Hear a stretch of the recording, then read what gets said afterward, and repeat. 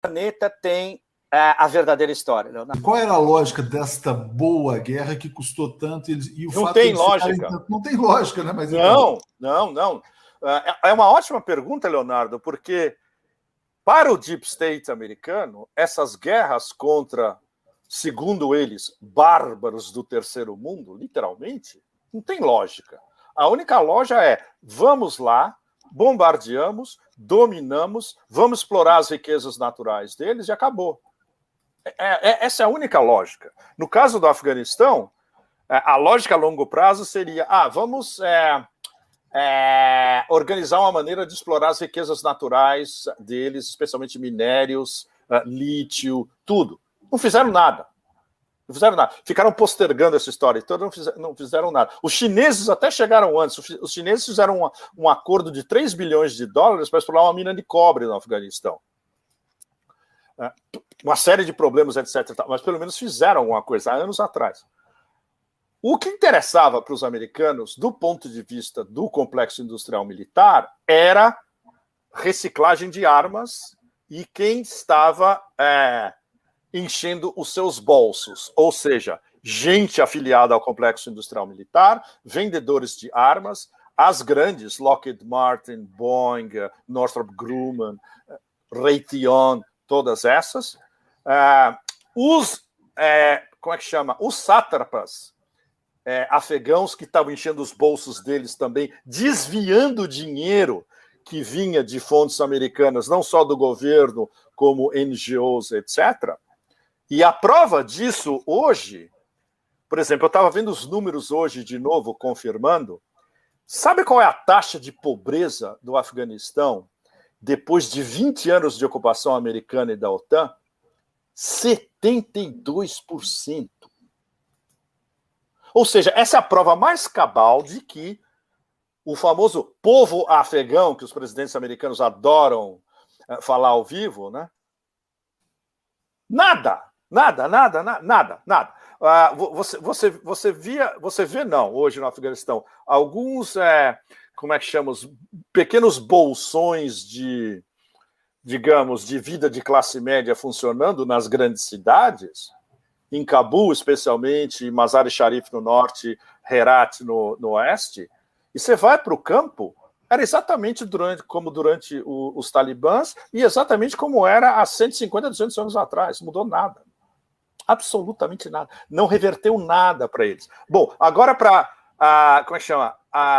amainar um pouco uma conversação tão barra pesada, eu vou entrar com um elemento Hollywood para recomendar para vocês o melhor filme de Hollywood dos últimos anos, explicando o buraco absoluto dos Estados Unidos no Afeganistão. Vejam War Machine na Netflix com o Brad Pitt. Muito bom. Muita gente tem recomendado. Pois é. Tudo o que vocês precisam saber sobre por que as escaladas deram errado, por que a dominação americana deu errado, por que eles não conseguiam entender o Afeganistão, por que eles não entenderam absolutamente nem por que eles estavam no Afeganistão, por incrível que pareça, você vai achar num blockbuster de Hollywood na Netflix. Mas sabe por quê? Tem uma razão séria. O filme é baseado num livro muito bom do Michael Hastings, que era um excelente jornalista, que foi o cara que derrubou o general McChrystal. O Michael Hastings, ele conseguiu incrível, né? O assessor de PR do general McChrystal convenceu o general que, olha, tem um repórter da Rolling Stone, ele quer vir passar um tempo aqui com as tropas, fazer uma matéria, conversar com todo mundo, etc. e tal. Bom, o Michael Hastings, que não era nada bobo, ficou lá, conversou com todo mundo, anotou ipsis litteris, tudo que eles falaram, os absurdos que eles falaram. Ele não falou com o McChrystal diretamente, porque o McChrystal não ia se dignar a dar uma entrevista. E ele publicou uma matéria absolutamente arrasadora na Rolling Stone, destruindo todo o sistema em torno do general e da escalada da época, onde o McChrystal tinha vendido para o Obama que ele ia pacificar o Afeganistão. Aí tem uma cena no meio que vocês vão adorar. Tem uma cena no meio do filme que conta a história, eu diria, em 3 minutos. o Brad Pitt fazendo o McChrystal, né? Ele chega de helicóptero no meio de um village, empoeirado, no meio do nada. Aí tá o pessoal da vila, tá o chefe religioso, o imã local, etc e tal.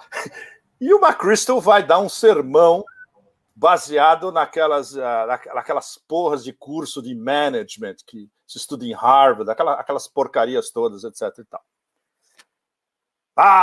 Tem administração, management, vamos, juntar os nossos esforços. Aí, no final, um cara do Village levanta a mãozinha dele e fala: muito bom o que o senhor falou, mas, por favor, para vocês irem embora, e ir embora é ir embora do meu país. É exatamente isso. É uma pequena cena de 3 minutos que conta a história inteira. Eles não sabiam o que estavam fazendo, tinham a metodologia errada, não sabiam aplicar e achavam que com o poder tecnológico imenso que eles tinham e o poder de managers, de escolas de business que eles tinham por trás, eles podiam dominar um país um dos países mais, o 7º país mais pobre do mundo. Mas com uma história milenar, e especialmente algo que eles nunca entenderam, a composição tribal. Por isso que eu mandei um mapa para você, Leonardo. Você pode botar quando for possível. Vou botar, eu tenho. É o segundo mapa, né? A composição tribal do Afeganistão. Acho que é esse aqui, peraí, deixa eu ver se é esse. Isso, é onde eu vou te dizer. Opa! Esse mesmo, peraí. Oh, shit, peraí. Sim, tem as tribos principais, exatamente. E isso é muito importante. Deixa eu falar para vocês algumas coisas importantes sobre esse mapa, porque vai ajudar vocês a entender não só a composição tribal, mas como os ultra-estratégicos vizinhos do Afeganistão, que agora eles têm um papel ainda mais importante. Bom, o principal dessa composição tribal é que no norte você tem ao sul do Tajiquistão, você tem uma massa de tajiks, que inclui o Vale do Panjir também. Vocês estão vendo Cabul? Pois é, Cabul é um pouquinho à esquerda, ao noroeste, à esquerda de Cabul é o Vale do Panjir. Então, dali para cima, todos são tajiks. Aquela nesguinha que vai correndo do Tajiquistão e o Afeganistão até a China é o famoso corredor de Vakam, que é uma das zonas mais absolutamente extraordinárias do planeta e que eu tive a honra de percorrer no fim de 2019, na minha última grande viagem antes do Covid. Eu segui o corredor do Vakam pelo Tajiquistão, vocês estão vendo pelo norte, né? Então, tem esse pretinho, eu estava do lado do Tajiquistão pretinho e cheguei até perto da fronteira da China. E a gente estava margeando um no man's land afegão. Então, a gente, durante 300 ou 400 quilômetros, você está na Pamir Highway, você está margeando o Afeganistão. Então, do outro lado, você vê o Afeganistão milenar do outro lado. Eu fiz muitas fotos disso tudo. Sensacionais. E bastante, sabe, uma agricultura de subsistência, mas você via que estava dando frutos. Tinha várias casas com os caras tinham SUV. Eles não tinham um burrico ou uma bicicleta. Tinham um SUV. E essa zona é fundamental porque ela emboca com o oeste da China. E o que vai acontecer super importante, e isso é uma coisa que a gente vai conversar mais tarde, a China vai fazer uma estrada indo do Xinjiang, que é essa nesguinha à esquerda da China aqui, atravessando o Vakhan, indo até esse meio onde está esse monte de tajiks, na província de Badakhshan, para começar a explorar as riquezas minerais do Afeganistão. Bom, então, outra coisa importante, ao sul do Uzbequistão tem vários uzbeks. É normal, porque a fronteira é uma coisa extremamente movediça entre os dois. Turkmenistão, a mesma coisa. Tem uma população de turcmenos. À esquerda, onde está Herat. Herat é a principal cidade do oeste do Afeganistão. Ela é uma cidade persa, basicamente, persianizada. A mesquita é uma das mais lindas mesquitas persas do mundo, né? e ela fazia parte do Império Persa historicamente, ou seja, ela tem muito mais ligação com o Irã e a Pérsia do que com o Afeganistão. Toda essa zona que vocês estão vendo no norte é o que se chama Khorasan, que inclui o norte do Afeganistão, o sul do Turquemenistão e o nordeste do Irã. Milenarmente, Khorasan ele é conhecido, ele é denominado assim há pelo menos 2.500 anos. É uma das zonas principais da Ásia Central. E é uma zona persianizada, de influência direta e indireta persa, e a língua que se fala, mesmo no Afeganistão, é persa, é Dari. Dari, como eu falei para vocês, é Farsi, no fundo, com um accent, com um acento, com um sotaque diferente. Né? Bom, aí no sul vocês estão vendo desabitados. Eu passei por essa zona. Desabitados é até um eufemismo, é um deserto barra pesada, como se você tivesse no Taklamakan, no Xinjiang ou no Saara, sem dunas, desertão, pesado, sem nada. E aí ao norte é o mais importante do ponto de vista do que está acontecendo agora, que é a oposição entre as duas principais tribos afegãs. A tribo Durrani, o que vocês veem que fica mais ao sudoeste, à esquerda de Kandahar, e os Ghilzais, que ficam à direita de Kandahar, ao sul de Cabul, e vão derivando para as zonas tribais do Paquistão, que estão aqui. Isso está num outro mapa. As zonas tribais do Paquistão, elas fazem fronteira com os Ghilzais. Por que isso é importante? Eu vou dar uns exemplos para vocês. O Hamid Karzai, o ex-presidente do Afeganistão, ele é de uma subtribo Durrani. Super importante. E por que é importante? Porque essa tribo Durrani, a grande tribo, eles dominam o Afeganistão desde o meio do século XVII. Eles são praticamente a dinastia real do Afeganistão, até o rei Zahir Shah, que aí depois teve a ascensão de um governo socialista no Afeganistão nos anos 70, aí acabou esse predomínio da dinastia Durrani. Mas o fato de que o Hamid Karzai é de uma subtribo deles é super importante a nível nacional, porque na cabeça dos afegãos fala, esse cara é descendente indireto da realeza. Então tinha que respeitar, entende? Isso é super interessante. E os Ghilzais é outra história. Os Ghilzais sempre em clash com os Durranis e tem muitos barra pesadas com afiliações com jihadistas. Ou seja, os Haqqanis, que são a família tradicional das zonas tribais do Paquistão, eles são uma subtribo dos Ghilzais. E isso é um problema seríssimo, porque eles são super guerreiros e eles têm um poder desmesurado porque eles são guerreiros. Aí, esse novo governo afegão, que foi anunciado no início da semana, eles vão ter que compor com os Haqqanis. E isso é extremamente complicado, porque na cabeça desses caras de Kandahar, que é Kandahar é importante porque é a liderança histórica dos talibãs. O movimento talibã começou perto de Kandahar em 94, com pequenos clérigos que estavam cheios da bagunça da guerra civil de 1992 a 1995.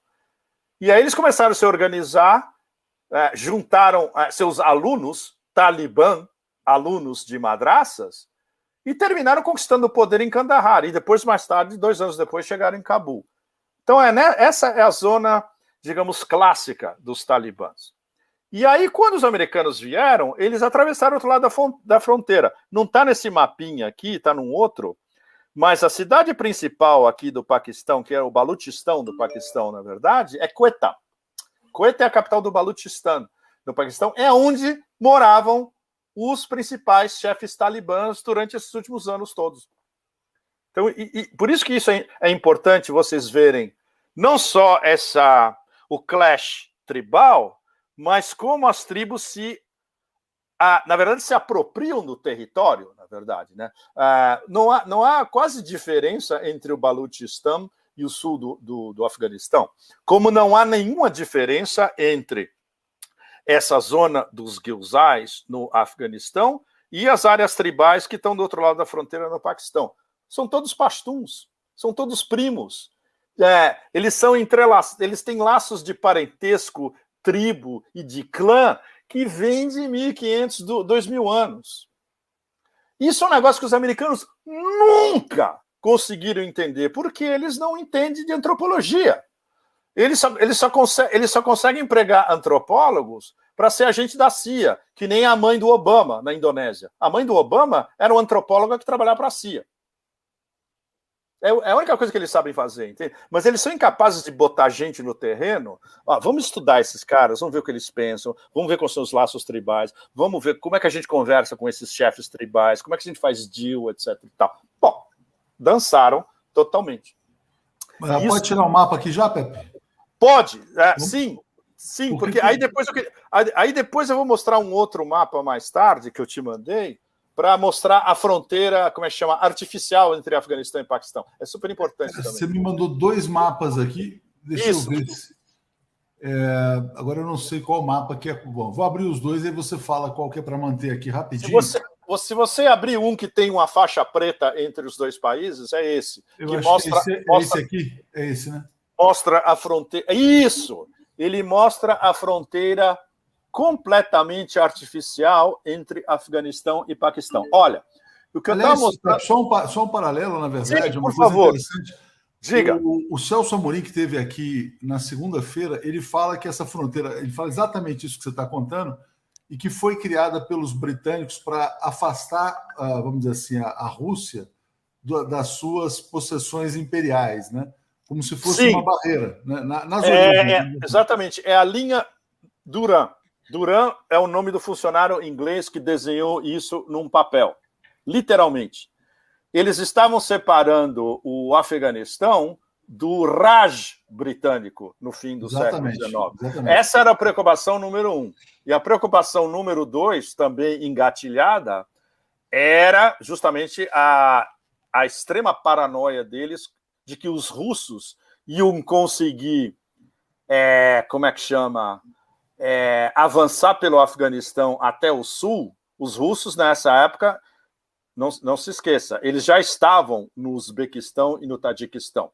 Eles já tinham conquistado vários canatos no Uzbequistão. Eles já tinham conquistado Bukhara e Samarcanda, por exemplo, que hoje está no Tajiquistão, que hoje está no Uzbequistão, desculpe, mas são cidades tajiques. Já eram dominadas pelos russos. E a paranoia do Império Britânico, que eles iam conseguir descer, passar por Cabul e iam terminar chegando no Passo de Quiber, na beira do Raj britânico, literalmente. O Passo de Quiber, na época, do lado de Peshawar, era o nó que conectava o Raj britânico com a Ásia Central, via o Afeganistão. Daí a paranoia deles absoluta nessa história. Então, essa como é que chama? Fronteira que vocês estão vendo é totalmente artificial. Totalmente artificial. É fascinante cruzar. Por exemplo, só para vocês darem uma ideia, eu cruzei ilegalmente essa fronteira com o Jason. Quando a gente foi contrabandeado para o que a gente achava que era a província de Kunar, no Afeganistão, a gente parou numa terra de ninguém e a gente ficou esperando um transporte que nunca veio. E a gente teve que voltar. Fomos completamente engabelados, né? Mas a gente estava numa área, uma terra desolada entre a fronteira oficial do Paquistão e a província do Afeganistão, Kunar, que fica aqui à direita, fica acima de Jalalabad, vocês olhando no mapa. E a gente ficou lá numa terra de ninguém. E é tudo igual. Não existe fronteira. São todos pashtuns, são todos primos, são todos iguais, atravessam para cima e para baixo, ninguém tem passaporte, não existe isso. É uma fronteira completamente artificial. E isso criou um problema que é praticamente irresolúvel a longo prazo, porque os pashtuns, no Paquistão, eles pensam muito num Pashtunistan, uma grande nação pashtun. E os pashtuns no Afeganistão, eles estão satisfeitos de fazer parte da nação afegã. Eles não têm essa noção de que nós precisamos de uma pátria própria. Aí é que você começa a ver um clash de perspectivas dos dois lados, super interessante também, que tem desdobramentos enormes a longo prazo. Um deles é que o exército paquistanês tem uma paranoia absoluta de separatistas pashtuns quererem criar um Pashtunistão que vai roubar áreas deles, paquistaneses. Aliás, você estava mandando todos os seus e-mails como Pashtun Pepe, né, nos últimos dias. Mas imagina, eu sou amigo dos caras. Imagina, eles são meus brothers. Aqui o Reginaldo está dizendo, viva o Pashtuntão. O Pashtuntão, exatamente. E o Pashtuntão não vai acontecer nunca, porque o Paquistão nunca vai permitir. E esse é um problema.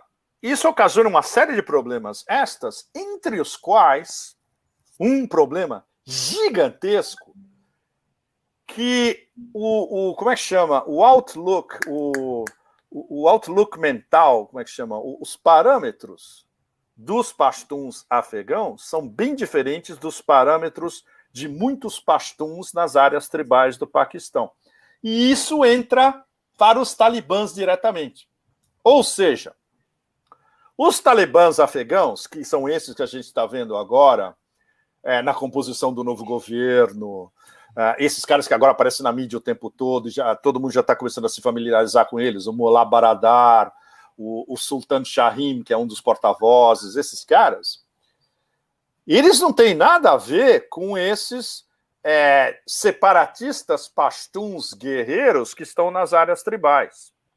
E aí é que entram os Haqqanis. E é isso que é um negócio que eu tenho discutido com amigos paquistaneses, que é um quebra-cabeça monstruoso, mas que os talibãs vão ter que resolver de alguma maneira. Como você pode botar esses caras dentro de um governo, sabendo que eles são...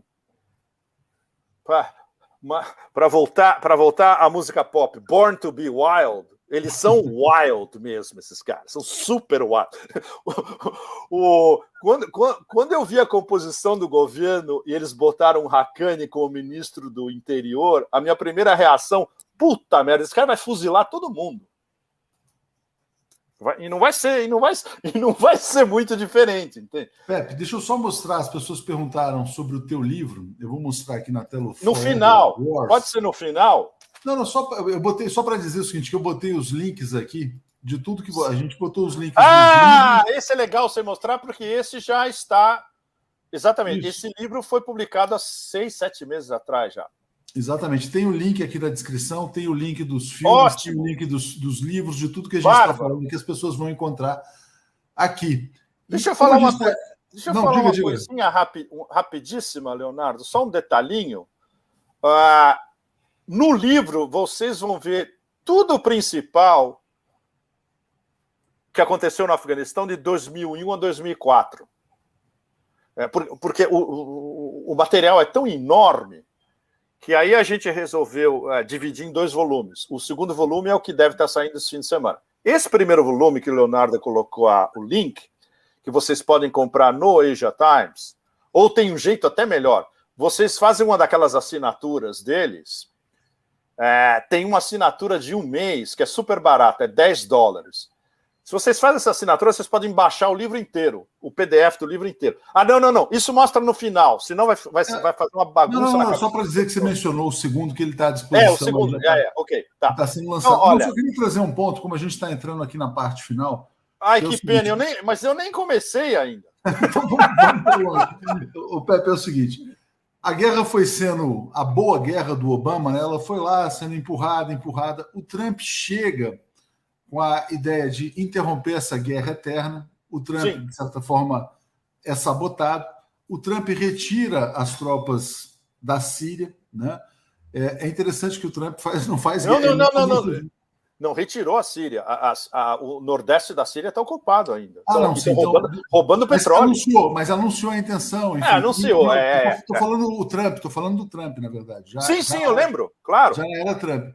E o Trump, Pepe, assim, quer dizer, na questão do Afeganistão, ele também anuncia a retirada. Quando tem essa retirada e acontece... ele fechou um acordo, né? Super importante. Não, exatamente. Quando acontece Fevereiro de 2020. Fevereiro de 2020. Acordo assinado. Exatamente. Mas quando acontece o vexame dos Estados Unidos agora, recente, né, o Biden está... E morreram lá 13 soldados americanos, enfim. O que diz o Biden? Não, mas eu tinha que cumprir o acordo do Trump. E o Biden está sendo massacrado pela imprensa nos Estados Unidos, não só a imprensa mais à direita. Por quê? Porque está pegando muito mal para os Estados Unidos terem um imperador fraco. Né? Então, eu queria que você falasse desse presente, dessa derrota. Bom, peraí. Então, vamos fazer uma... Deixa eu pegar um jeito de fazer a transição do governo afegão com os Born to be Wild Haqqanis no meio, que vai ser super difícil para gerir, para ao pós-humilhação do Império, que é onde entra o que a gente está vivendo agora. Né? Tem duas coisas importantes sobre Joe Biden, que eu duvido que no Brasil se saiba. Existe uma revolta dos generais super barra pesada em andamento. Esses generais querem várias coisas. A primeira delas, eles querem simplesmente botar para fora o chefe do Pentágono, o Lloyd Austin, que era lobista da Raytheon, ganhava dinheiro vendendo arma, e o general Milley, que é o comandante do Estado-Maior, acusados de serem wokes e fracos.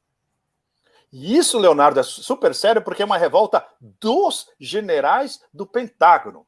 Muitos na ativa e vários aposentados. Ao mesmo tempo, tem uma revolta do establishment como um todo, e aí entra tudo. Entra financistas, deep state, inteligência, etc., precisa achar um bode expiatório dessa debacle absoluta. Adivinha quem é o primeiro candidato? Tony Blinken. Tony Blinken está no limite.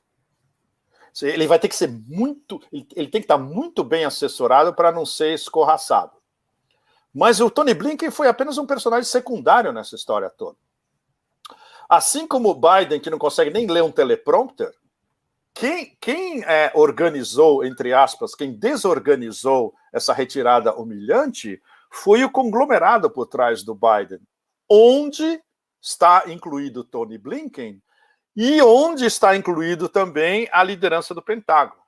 Então, na verdade, se fosse para despedir alguém, tinha que despedir toda essa laia, como na Argentina, que se vayan todos. A gente sabe que não vai rolar. Mas agora, a revolta é super séria. Isso é uma coisa que eu converso com os meus contatos lá em Washington. Eles dizem, o negócio está ficando cada vez mais pesado e vai ter que rolar alguma cabeça mais cedo ou mais tarde. Ninguém sabe quem é ainda. Né? É o famoso fall guy. Né? Todos vocês que veem filmes de Hollywood, alguém tem que pagar o pato. No momento, ninguém pagou nada até agora. Né? Então, esse é um elemento importante. Segundo, qual vai ser a reação a curto, médio e longo prazo do Império? E aí a gente já tem mais ou menos uma ideia, porque desde o Acordo de Doha de fevereiro de 2020, assinado pela administração Trump e assinado pelos talibãs, quem assinou foi o Mullah Baradar, que vai ser o segundo primeiro-ministro. Imagina, ele devia ser o primeiro-ministro. Ele é o cara mais bem preparado. Então, esse anúncio do governo foi um negócio super complicado. E eu quebrei a minha cabeça aqui em 55 pedaços para tentar escrever uma coluna explicando o inexplicável. Ou seja, por que eles escolheram esse governo com 33 homens, 31 pashtuns, um tadjik e um uzbek? Ou seja, é o governo mais desinclusivo possível, né? E só a velha guarda e com um monte de Haqqanis no meio. Tem 4 Haqqanis no governo. Ou seja, isso vai ser um abacaxi gigantesco. Ninguém gostou. Os russos não gostaram, os iranianos não gostaram. Só quem gostou foram os paquistaneses. E aí entra num outro problema que a gente precisava ter o dia inteiro para discutir aqui, que é qual o grau de influência da inteligência paquistanesa em cima dos talibãs. Eles agem por controle remoto, eles têm vontade própria, ou é como é que chama? Uma concertação de interesses?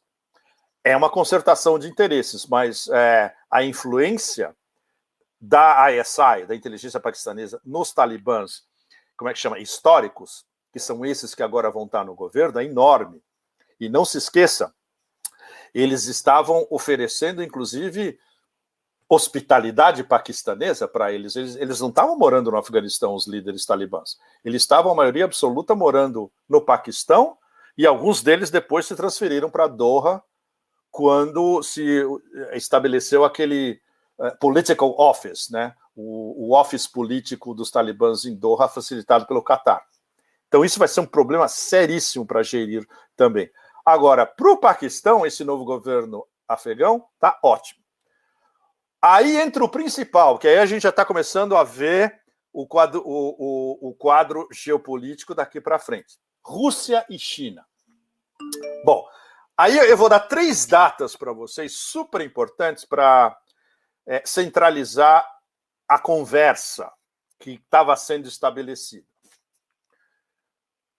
Os iranianos, isso foi estabelecido, especialmente pelo professor Marandi da Universidade de Teherã, grande amigo, e ele escreveu uma matéria sobre isso, publicada em Beirute, onde ele me disse que foi o que ele foi autorizado a falar, ele não pôde falar mais do que isso, mas basicamente a matéria dele, que é muito boa, ele diz que os talibãs e a liderança do IRGC iraniano, os guardas revolucionários, estão conversando há 10 anos, desde a Primavera Árabe. Pra vocês terem uma ideia. Então, ou seja, estão conversando, sabem exatamente as posições dos dois lados.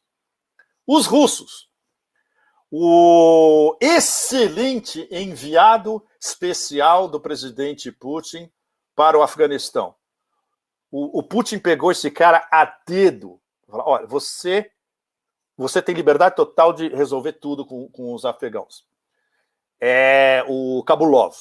Kabulov preparadíssimo. Kabulov deu uma entrevista, acho que umas 2 semanas atrás, falando... Aí, no meio da entrevista, ele soltou, casualmente, a gente está conversando com os afegãos há 7 anos. Ninguém sabia disso, Leonardo, em lugar nenhum. Literalmente, ficou todo mundo pasmo. Até os russos ficaram pasmos. Ninguém sabia. E os chineses, melhor ainda. Isso daí foi estabelecido com umas fontes diplomático-acadêmicas em Islamabad. Eles redigiram um paper super detalhado que foi parar na mesa do Wang Yi, ministro das Relações Exteriores chinês.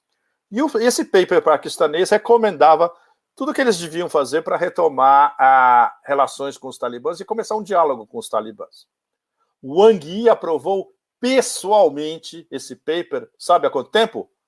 4 anos atrás. Ou seja, os talibãs estão conversando com os 3 players principais, fora o Paquistão, evidentemente, que foi sempre, há 10 anos, 7 anos e 4 anos. Aí, qual é o pacote que eles, especialmente desde que a gente viu que o momento Saigon era inevitável, e eles viram isso também, a inteligência russa sabia, a inteligência iraniana sabia, e os chineses, pelos russos, também sabiam. Olha, vai cair em semanas. E terminou, no final, caindo em 11 dias, que é o que ninguém esperava. Foi um negócio inacreditável. Aí, qual o pacote? Veja bem, e os talibãs mandaram delegações de alto nível para Teherã, Moscou e Tianjin, na China. Aquela famosa foto que vocês devem ter visto, o Wang Yi no meio da foto com o Mullah Baradar, com toda a liderança talibã em volta, posando para a foto oficial em Tianjin. Isso é um reconhecimento oficial, é um negócio super sério na China. Eles não fazem isso com qualquer um. Entende? Bom, o pacote é o seguinte, olha, nós vamos ajudar vocês. O que a gente espera de vocês, basicamente, é não deem qualquer tipo de ajuda ou conexão para qualquer grupo de jihadista que exista. Seja quem for. Al-Qaeda, ISIS-Khorasan, ISIS da Síria, do Iraque, separatistas uigur, o que for. Nada. Nada. São vocês e acabou. E tentem um governo inclusivo, pelo menos. Tentem colocar gente de outras minorias étnicas, de preferência xiitas, preferência absoluta xiitas, o Irã insistiu, mulheres, etc. e tal. Então, esse primeiro governo ínterim que eles anunciaram é uma porrada, porque não tem nada disso.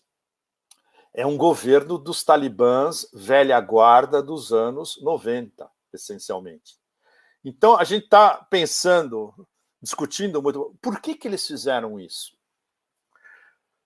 Tem razões plausíveis. Uma delas é dar um tapa na cara dos americanos brutal. Isso está mais do que óbvio. Segundo, premiar a velha guarda, que resistiu esse tempo todo, há 20 anos. Terceiro, é um governo ínterim, ou seja, ele vai durar um pequeno espaço de tempo enquanto eles não promulgam uma nova Constituição. Vai ter uma nova Constituição afegã, onde a Sharia Law vai ser muito mais importante. Veja bem, a atual Constituição afegã se baseia em Sharia Law também, mas ela é um pouco mais liberal. A próxima vai ser um pouco mais, digamos, diplomaticamente restritiva, ou mais tradicional, mais conservadora. Mas vai ser Sharia Law sempre. Aí, eu acho bem plausível, e hoje um dos porta-vozes já disse, o governo, o próximo governo, depois do ínterim, estamos fazendo o possível para ser mais inclusivo, chamar mulheres, chamar minorias étnicas, etc. e tal. Então, eles estão no meio tempo. Agora, no momento é o seguinte, os chineses e os russos, o que eles fazem? Eles reconhecem imediatamente esse governo? É difícil. Os iranianos, com toda certeza, não. Os paquistaneses, bem provável. Os catares, provável, que os catares já estão ajudando. Por exemplo, tem voo da Qatar Airways todo dia agora, eles mandaram um monte de, ajuda humanitária. O Qatar é o intermediário entre os talibãs e o Ocidente. São super importantes. Agora, os principais players dessa história, porque tudo isso que a gente está conversando até agora leva ao ponto principal, que é o quê? Integração da Eurásia, que estava faltando um ponto. Uma pecinha no quebra-cabeça. Isso, desculpe. Estava faltando uma pecinha no quebra-cabeça, que é justamente o Afeganistão. E agora eles têm tudo. Tudo. Agora, Rússia, China, Índia, Paquistão, Turquia, Irã, Mongólia, os estados da Ásia Central e o Afeganistão.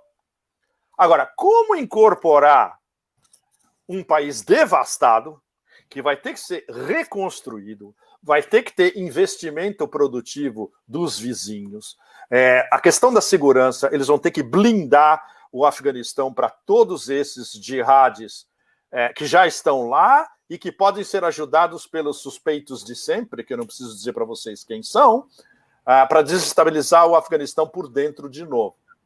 E essa é a grande preocupação, porque o fato de que o Império saiu, foi expulso, foi humilhado, não significa que o Império vai desaparecer do Afeganistão e da Ásia Central. De jeito nenhum.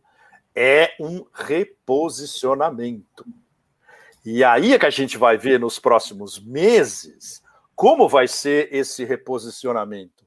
Porque as possibilidades são as mais negras possíveis. Uma delas é começar uma guerra híbrida, guerra nas sombras, ultra barra pesada dentro do Afeganistão, financiada pelos americanos, com inteligência dos americanos, e eles vão apoiar, seja qual for o grupo jihadista. Você exatamente, porque era esse ponto, porque a guerra híbrida / terrorismo pode ser uma operação mais barata, provavelmente será mais barata do que muito mais barato militar. Você tem toda a razão. A muito mais barato. Claro, é perfeito, Leonardo. Não só é mais barato, como tem aquele famoso componente de inteligência, né? Plausible deniability, negação plausível. Não temos nada a ver com isso. Isso são aqueles cortadores de cabeça lá, né? É isso. Eles fazem por conta própria. Eles fazem por conta própria, ou seja. Então, isso a gente sabe que vai rolar. Mas não é que a gente saiba que vai rolar. A inteligência paquistanesa, indiana é outra história. Eu não vou nem entrar nessa história, que é ainda mais complicada. Russa, chinesa, iraniana e da Ásia Central sabem disso. E o que vai acontecer na semana que vem, Leonardo? Olha que coisa importante. Vão estar todos esses que eu acabei de descrever para vocês, sentados na mesma mesa, em Dushanbe, no Tajiquistão, na cúpula da Organização de Cooperação de Xangai, a SCO. Qual é o tema principal da cúpula esse ano? Afeganistão. Ou seja, vai ser sensacional, porque você vai ter todos os big players sentados na mesma mesa. Bom, essa é a nossa hora de brilhar. Nós somos os donos do show agora.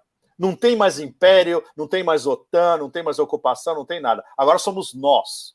Então, vamos ajudar esses caras, vamos explicar para eles o que pode e o que não pode, que são regras básicas de international law, lei internacional, que eles não sabem, os talibãs não sabem como funciona a lei internacional. Não sabem. Tem que explicar para eles.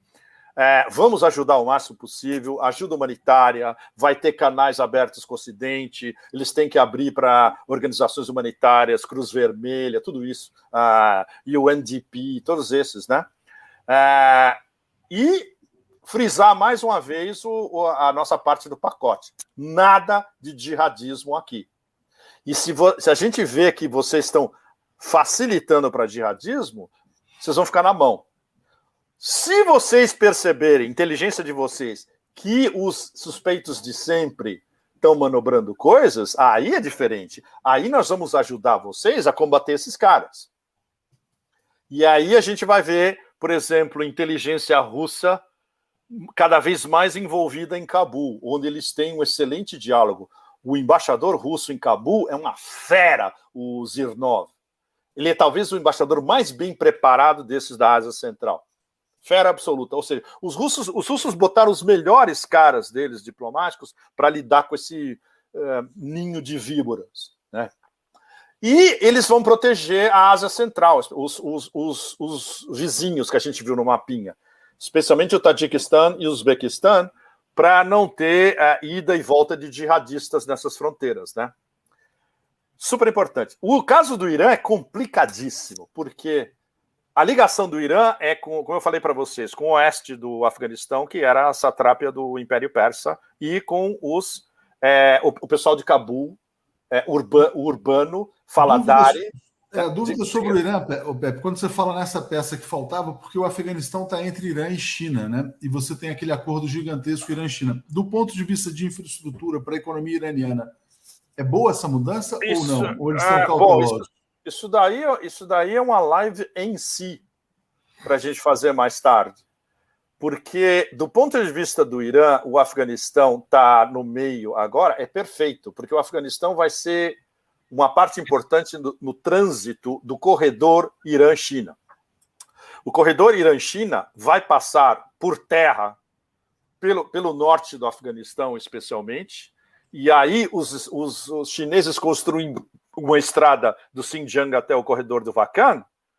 Pode ter uma estrada direta, olha que loucura, breve, uma questão de poucos anos, Teherã-Kashgar. Uma estrada Teherã-Kashgar passando por tudo pelo meio. E aí, uma super estrada que depois vão fazer estradas de ferro, etc. Mais tarde, faz parte desse novo corredor. É um corredor extra que os chineses estão adicionando às novas rotas da seda, que não existia até um mês atrás. Ou seja, para os chineses caiu no colo uma oportunidade única de fazer esse negócio funcionar, né?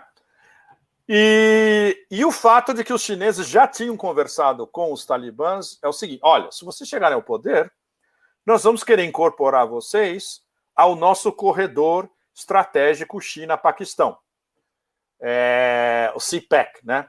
China-Pakistan Economic Corridor, Corredor Econômico China-Paquistão, CPEC, que é o principal projeto das novas rotas da seda, nessa área Ásia Central, sul da Ásia. Juntando o Afeganistão, eles abrem um extra corredor que vai não só para a Ásia Central, como para o Irã. Se vocês olham no mapa, a posição estratégica do Afeganistão é absolutamente única. É um negócio que vale, sabe, toda a quantidade de lítio que eles têm inexplorada, de precioso, né? E é isso que os russos sabem, os asiáticos centrais sabem, a China sabe, o Irã sabe e o Paquistão sabe. Então pode ser um win-win-win-win-win vezes 5 para todo mundo. Seria fantástico, né, se todos esses países se juntassem e fizessem do Afeganistão aí um exemplo de prosperidade. Um exemplo? Pois é, Leonardo, é o que eles vão começar a tentar fazer nessa cúpula semana que vem no Tajiquistão. E interessante, então, Pepe, para os talibãs, para o governo, né, eles estão numa posição de força muito interessante, porque você tem vários vetores que terão interesse dos países. Até para contrapor os 20 anos, né, que passaram. Exatamente. Todos os vetores, Leonardo, interessam aos vizinhos. Porque é um país, como é que chama? Crossroads, né? Ele tá no meio de tudo que acontece. Ele é a intersecção entre Ásia Central, sul da Ásia e oeste da Ásia. Você sabe que em certas denominações acadêmicas, no Irã, no Líbano, eles consideram o Afeganistão oeste da Ásia? Na verdade, ele é. Porque se você vê o Irã, que é sudoeste da Ásia, e entronca com o oeste do Afeganistão, onde tem Herat, ali ainda é oeste da Ásia. Sem dúvida nenhuma. Então, ele é a intersecção perfeita de todos esses quadrantes, né? Tudo. É único. Não é à toa que foi cobiçada por impérios desde antes do Alexandre, inclusive. Pepe, lembrei de uma história bárbara. Só para antes de você contar a história, deixa eu só rodar aqui agora, porque a gente tem todos aqueles comentários ali. Eu vou ler rapidamente e aí você comenta o que você achar interessante. Bom, então a Regina disse que achou muito interessante isso que você falou sobre reposicionamento, né? A Yara está dizendo que bom vê-lo aqui. Cosme perguntando depois para você falar sobre o wahhabismo no Talibã. Rafael perguntando como é que os afegãos veem a noção de riqueza, prosperidade, progresso. Cosme apoiando. Whitler dizendo Pepe muito bom. Cosme também dizendo que adora o Pepe. Iracema saudando a sua volta. Marcelo Highlander dizendo que Talibã foi uma criação da CIA. Não, foi uma criação da ISI, é diferente. Tá. Enfim, até pergunta como eles lutaram contra os Estados Unidos, né? Rafael dizendo, pedindo os mapas, né? Os mapas estão aqui na live, mas a gente está botando todas as inscrições. Os mapas aqui. Estão com você, né? Você pode distribuir os mapas depois, Posso distribuir aqui, quiser me manda um e-mail no contato@brasil247.com.br. O Cadu está dizendo, quer dizer, que a lógica da guerra é manter os absurdos gastos em armamentos e invasões, a grana fica no complexo industrial e militar. O Eduardo dizendo aqui, perguntando sobre uma matéria da Deutsche Welle que fala sobre prazer entre homens comum no Talibã. Wilson. Ou seja, homossexualismo normal. Homossexualismo. Em certas áreas em certas tribos, sim. E em outras é completamente proscrito. Depende. Ok. O Wilson está dizendo que você precisa voltar com mais frequência. Abaixo Minions também elogiando o seu retorno aqui. Mark dizendo... bom, Lula se elegeu sem problemas porque os Estados Unidos estavam focados na guerra ao terror em 2002. E aqui um perfil chamado Toda a Vida Importa, dizendo que estava tendo crise. Interessante essa observação, Leonardo. E é verdade. Isso é bem interessante. Eles não prestaram atenção no Lula. Eles não prestaram atenção no Lula na época. O Samuel fala que eles estavam distraídos com problemas maiores. Era um pouco isso. Eles estavam preparando a guerra do Iraque. O ano inteiro. Só fechar aqui, Pepe. O Marcos está dizendo que você tem que voltar a cada 15 dias. Benê dizendo que é um prazer. Eu não tenho tempo, eu gostaria, mas não tenho tempo. Eu sei. O Zé Carlos dizendo: imagine o Talibã no Brasil colocando burca na mulherada. Cadu Lacerda dizendo: delícia ter o prazer de visão do Pepe novamente aqui. Olhar diferente da mídia ocidental. William perguntando sobre melhores filmes. Eu já botei link aqui na descrição do vídeo. Bárbara dizendo que estava com saudades. Gilberto Cruvinel também perguntando sobre o seu livro, eu botei o link aqui na descrição. A gente vai falar do livro no final, tá? Isso, e o André Gattas aqui, perguntei há alguns anos no site Setembro 12, com bastante informação sobre a farsa, está dizendo aqui, setembro12.blogspot.com. E Zé Carlos Aquino está dizendo, parece que o Talibã evoluiu em relação ao que era. É muito diferente. O que a gente estava diferente, né? E está numa posição de força, né? Inclusive para ser reconhecido por todos. Né? Deixa eu responder um pouco essa última pergunta. Beleza. Eu lembro exatamente como era no fim dos anos 90 e em 2000, em 2001.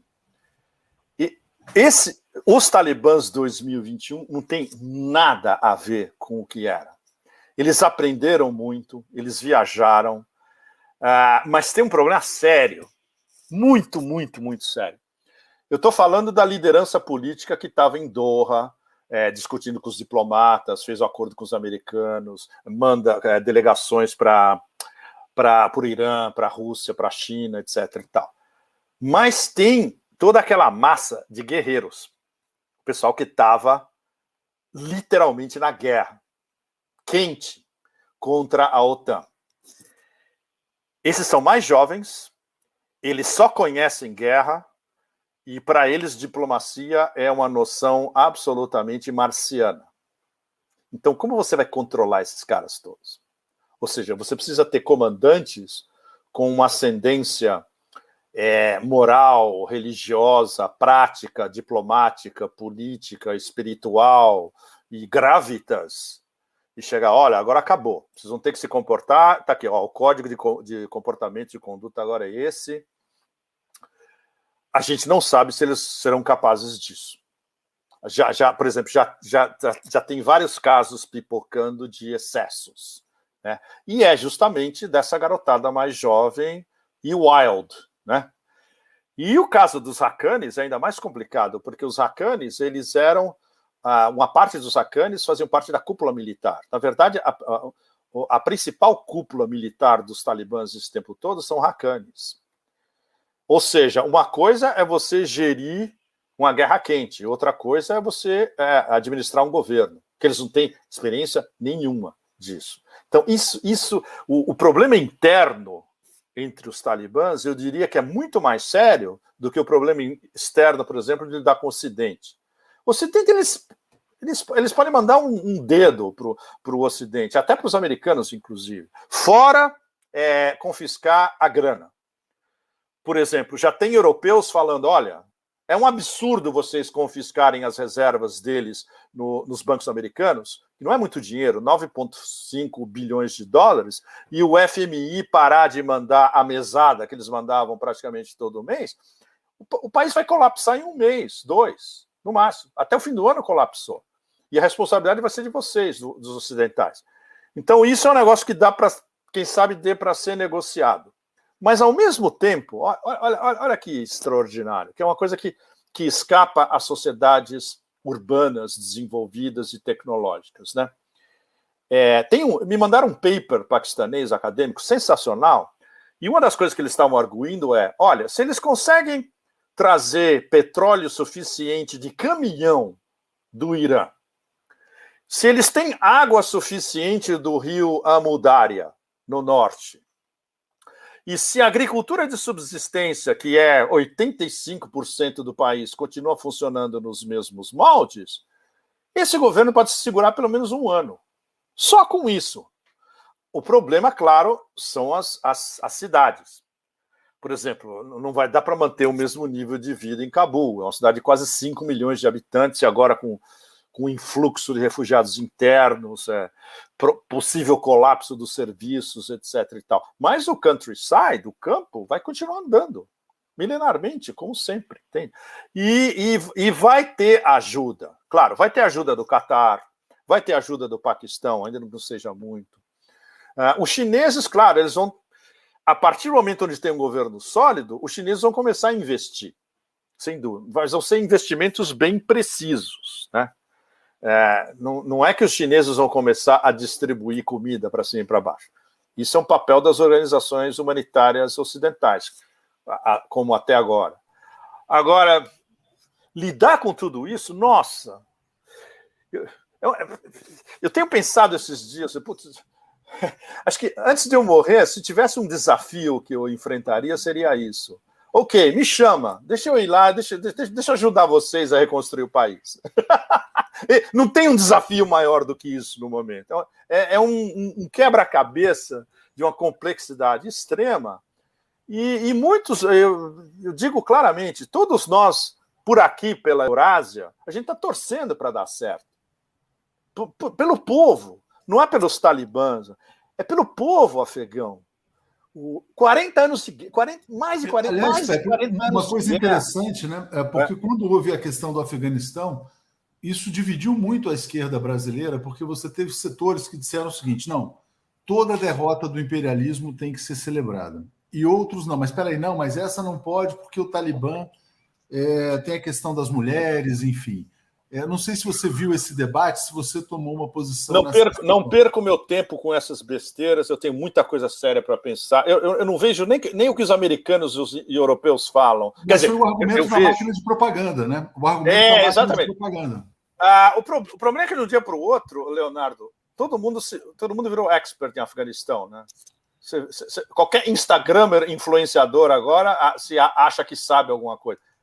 Tem que ir lá e ver como funciona, senão você não sabe o que está falando, literalmente.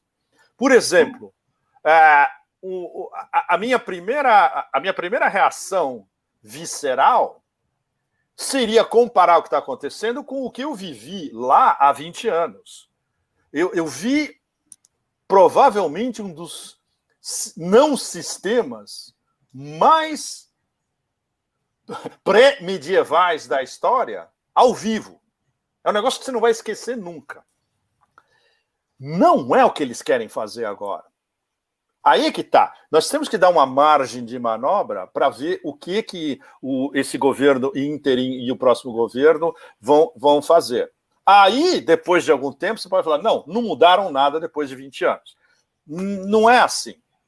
E a diferença é que agora eles não estão isolados como estavam há 20 anos atrás. Na época, imagina, você ser apoiado pela Arábia Saudita e pelos Emirados, é melhor não ser apoiado por ninguém. Agora é diferente. Você tem a Rússia e a China de olho ali em cima e falando, olha, queremos ajudar vocês. Agora vocês têm que se ajudar primeiro. Né? É outra história completamente diferente. E a história das mulheres, a gente poderia fazer 50 mil lives aqui sobre isso para eu explicar para vocês as sutilezas da vida das mulheres pastuns, especialmente. 95, 98% dos talibãs são pastuns. Eu quero fazer essa live um dia, contando a minha experiência própria, contando o que eu vi das mulheres nas áreas tribais e no sistema talibã, como elas viviam, o problema seríssimo da educação feminina, como elas contornavam isso. Elas tinham e ainda tem uma capacidade de improvisação extraordinária. Eu fui em escolas ilegais, underground, em partes do Afeganistão durante os talibãs, onde tinha uma ou duas voluntárias e um monte de meninas, e elas se reuniam underground e eram professoras. Negócio absolutamente extraordinário. Então, tem maneiras de lidar com isso.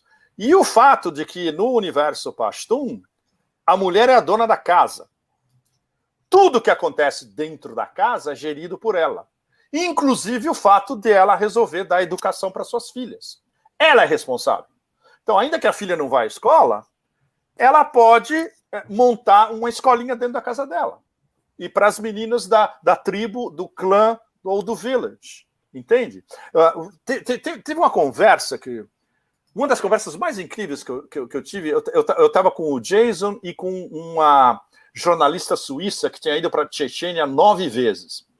A gente ficou amigo de umas tadiks no Panjir. Aí, no fim da tarde, a gente ia para a beira do rio, vinha as Panjires, a gente ficava conversando. Sensacional, elas falavam, imagina, a gente traz vodka. Oi, Pepe. Acho que o Pepe congelou, infelizmente, aqui.